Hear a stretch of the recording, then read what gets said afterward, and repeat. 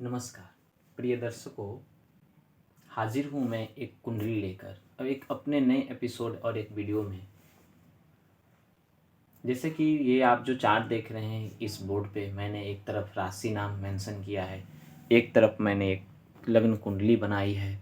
तो मेरा कोशिश यही रहता है कि रोज़ एक नए वीडियो में अलग अलग कॉन्सेप्ट लेके आऊँ। देखिए, मुख्यतः हम सभी जानते हैं कि कुंडली ज्योतिष जो आधारित है, एक तरह की ये साइंस भी हम कह सकते हैं। बहुत कुछ हमें दूर तक जाने की आवश्यकता नहीं है। पहले के जो ऋषि मुनि थे, जो हमारे वेदांत, तो जो संत थे, जो उन्होंने कल्पना की, जिससे मान लिया जाए अगर ज्योतिष नहीं होता, साइंस तो आज आई है, पहले तो साइंस आई नहीं थी।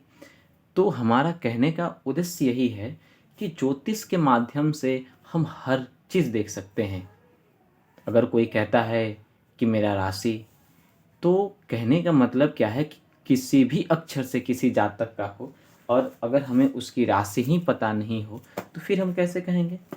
तो आजकल क्या है कि बहुत कुछ लोग आजकल कह रहे हैं, जो कुछ भी है। तो मैं सबसे पहले आपको ये बताना चाहता हूँ कि जैसे मेष राशि है, इनके कौन कौन से अक्षर होते हैं। तो जैसे हम ये देख लें कि एक राशि में 9 अक्षर होते हैं, जैसे कि चू चे चोला लू ले लो आ, यानी कि मेष राशि हो गई। उसी तरह 12 राशि की 9 होती है, ठीक है, और 108 अक्षरे होते हैं, वर्णमा इटोटर स, यानी कि 108 हो गए। तो किसी का पहला चरण, किसी का तीसरा, किसी का दूसरा चरण। तो इस हिसाब से होता है, जैसे कि नक्षत्र के अनुसार कौन से चरण में उनका जन्म हुआ, पहला, दूसरा, तीसरा, चौथा। तो ये सब कुछ हमें देखना पड़ता है। अभी हमने जितनी ये राशि लिखी है, मेष राशि, वृष राशि, मिथुन, कर्क, सिंह, कन्या, तुला, वृश्चिक, धनु, मकर, कुंभ में, तो ये 12 राशि हो गए। अब हम आपको बता रहे हैं, जैसे मेष राशि हो गए, तो मेष राशि के स्वामी कौन है। तो सबसे पहले मैं मेंशन यहाँ करता हूँ, जैसे स्वामी, ये हो गए स्वामी। मेष राशि के स्वामी हो गए मंगल। वृष राशि के हो गए शुक्र देवता। मिथुन के हो गए बुध।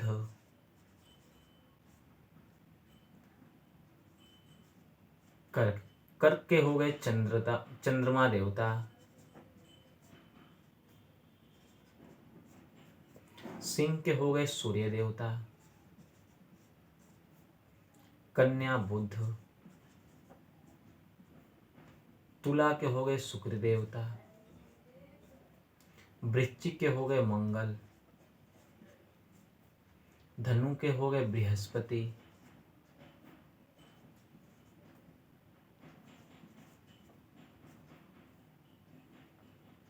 मकर के हो गए शनि। कुंभ के हो गए शनिदेव। और मीन के हो गए बृहस्पति। तो जैसे कि हमने ये मेंशन की है इनके स्वामियों की, जैसे कि मेष राशि की मंगल हो गए स्वामी। तो मेष और वृश्चिक मंगल देव को 2 घर मिले हैं। जैसे कि शुक्र देव हो गए, शुक्र के भी 2 घर मिले हैं, वृष राशि मिले हैं और तुला राशि मिले हैं। मिथुन के 2 मिले हैं, मिथुन राशि हो गए, और कन्या राशि 3 6 के स्वामी हो गए। चंद्रमा देवता को सिर्फ 1 घर मिला है, यानी कि कर्क राशि। सिंह को 1 घर मिला है, यानी कि सूर्य राशि सिंह घर के स्वामी है, सिंह राशि के स्वामी है। वृश्चिक देख लिए, धनु के हो गए बृहस्पति देवता, धनु और मीन के बृहस्पति देव हो गए, और मकर और कुंभ के शनि देव हो गए। जैसे कि मैं बताना चाहता हूँ कि जैसे कि मंगल हो गए, तो मंगल को 2 घर मिला है। हाँ, ये ठीक है, बिल्कुल सही है। तो हम अगर लग्न के अनुसार अगर हम देखें, तो अगर मान लिया जाए कि मेष लग्न की कुंडली है, जैसे कि हम चार्ट में लिख देते हैं, ये हो गए लग्न कुंडली, यानी हो गए 1 2 3 4 5 6 7 8 9 10 12। जैसे कि मेष लग्न की ये कुंडली है, तो मेष लग्न में कौन सा ग्रह बैठा है, लग्नेश इसका कौन सा है, हमें सब कुछ देखना पड़ेगा। जैसे कि मैंने एक मेष राशि पे ये कुंडली बनाई है, तो मेष लग्न है, मान लिया जाए कि मेष राशि के स्वामी हो गए मंगल, स्वामी हो गए। अब इनके दो घर मिले हैं, कौन कौन से घर मिले, जैसे कि पहला घर और 8वां घर इनका हो गया मंगल का। सेम उसी तरह देखें कि 3 और 6 यानी कि ये हो गए बुध देवता, ये हो गए बुध देवता। 5 में हो गए सिंह, सूर्य, चंद्रमा, शनि, बृहस्पति और यानी हो गए बुध देवता। तो ये एक लग्न कुंडली है जिसके अनुसार घर मिला है। अब हम इसमें ये देखेंगे जैसे योग कारक, ठीक है, कौन से किसके कारक हैं, किस घर के कारक हैं। जिससे मेष लग्न की ये कुंडली है, तो मेष लग्न की कुंडली में जैसे कि हम ये देखते हैं कि जैसे ये तन का भाव भी कहा जाता है। अभी हम इसे मिटा रहे हैं, ठीक है, हम अभी समझाने के लिए आपको बताए थे। तो पहले आप इसे समझिए।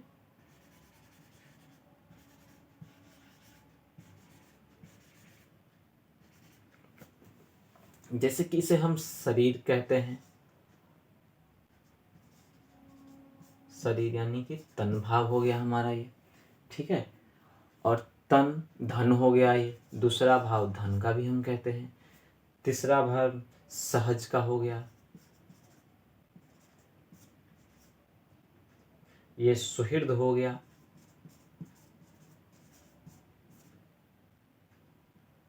ये सुत हो गया, ये रिपुर हो गया, ये जया हो गया, ये मृत्यु हो गया, ये धर्म हो गया, ये कर्म, ये लाभ। तो इसमें पहले हाउस से हम घर के पहले हाउस जो घर का है, हम उसमें शरीर को देखते हैं, ठीक है। तो हमारा शरीर कैसा होगा, रंग रूप कैसा होगा, हमारा व्यवहार कैसा होगा। तो हम पहले हाउस से हम ये देखते हैं कि अपने रंग रूप शरीर के बारे में हम देख सकते हैं। धन का भाव, दूसरा घर धन के भाव को कारक माना गया है धन के लिए।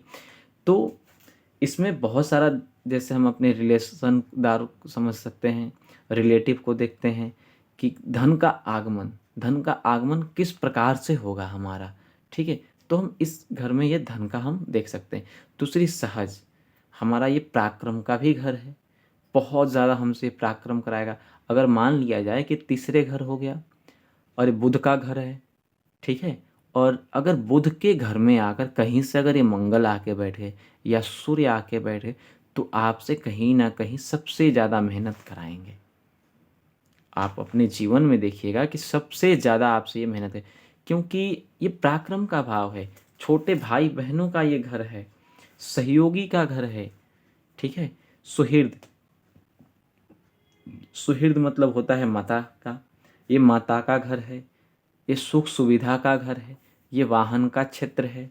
अगर इसमें कहीं से आकर अगर शनि बैठ गए, अगर वो स्वगिरी होकर बैठ गए या अपने मित्र राशि के घर में बैठे, तो साथ साथ हम ये भी देख सकते हैं शनि क्षेत्र के कारक होते हैं, और शनि अगर इसमें आके बैठते हैं तो कहीं ना कहीं माता को कष्ट देंगे। पर वो आपको क्षेत्र, जिस क्षेत्र के कारक हैं, अगर उनके मित्र के घर में बैठे तो कहीं ना कहीं आपको लाभ भी देखेंगे। तो सबसे पहले हमें चार्ट देखना होता है कि लग्न कौन से हैं, लग्न के स्वामी कौन है, ठीक है।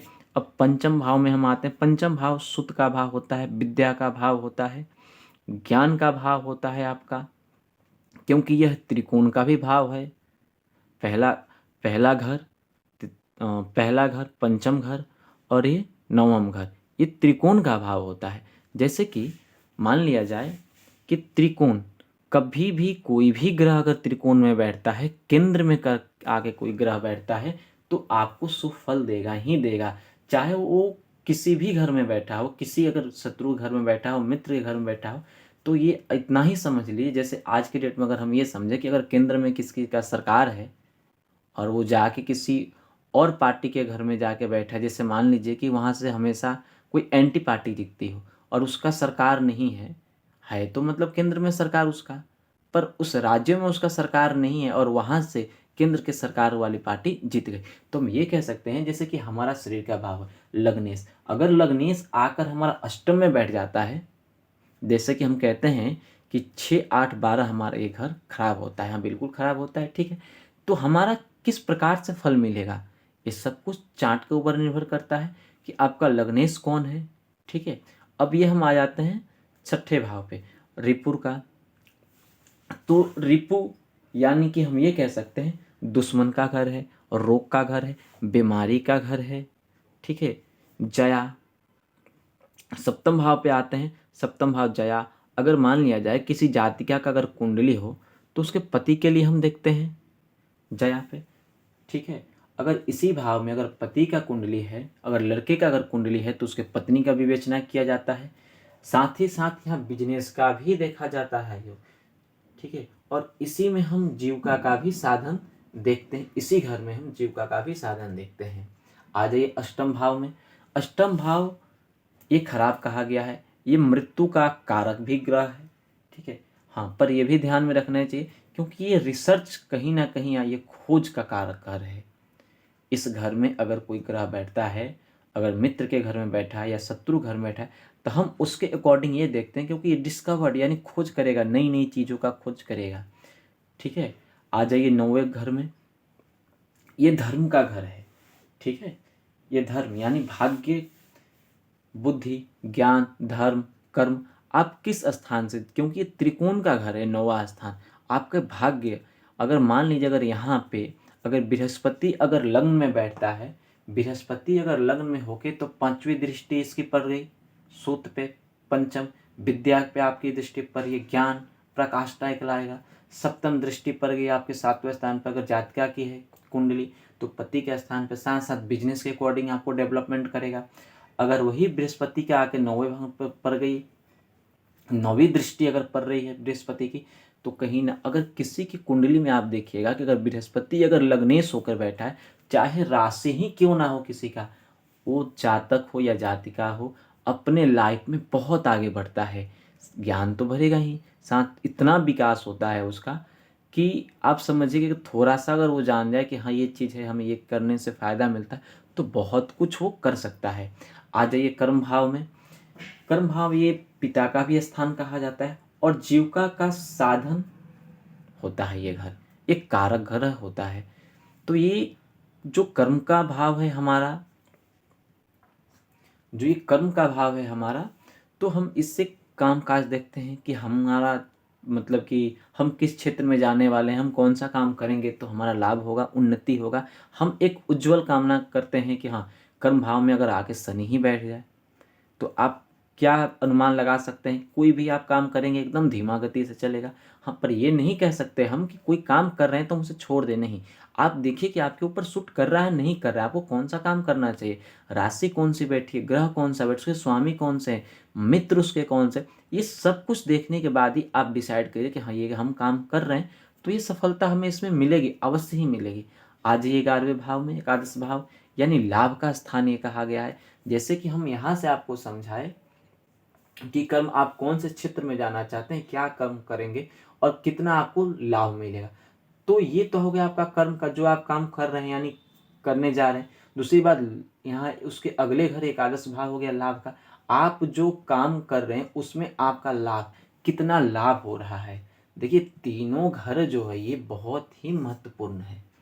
ये 3 घर है जो जॉब के क्षेत्र में है, जो अपना काम कर रहे हैं, इनके लिए तीनों घर बहुत ही महत्वपूर्ण घर है। जो हम अपना काम करें, जिस क्षेत्र में जा रहे हैं उस क्षेत्र से जो हमारे आमदनी यानी लाभ स्थान, जो हमारा इस अकॉर्डिंग से हम यही समझ सकते हैं कि जितना हमने अर्न किया, जितना हमने कमाया, उसको हम सेव करेंगे क्या, धनु यानी कि धन हो गया हमारा।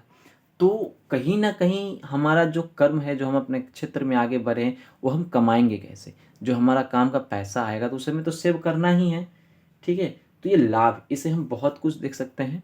और आज ये द्वादश भाव में ये व्यय का भी भाव कहा गया है, ठीक है। व्यय यानी कि खर्चा, खर्चा यहाँ से अगर मान लीजिए कोई व्यक्ति विदेश जाता है तो द्वादश भाव में, जैसे कि हम आपको एक बता रहे हैं कि विदेश, तो विदेश का हम यहाँ से भी देख सकते हैं ऐसे। अगर 3 तरह के लोग जाते हैं विदेश में जैसे करने के, कोई चला गया बिजनेस के लिए, कोई टूर पे जाता है कुछ दिनों के लिए, 1 सप्ताह 2 सप्ताह 10 दिन, वो घूमने के लिए गया।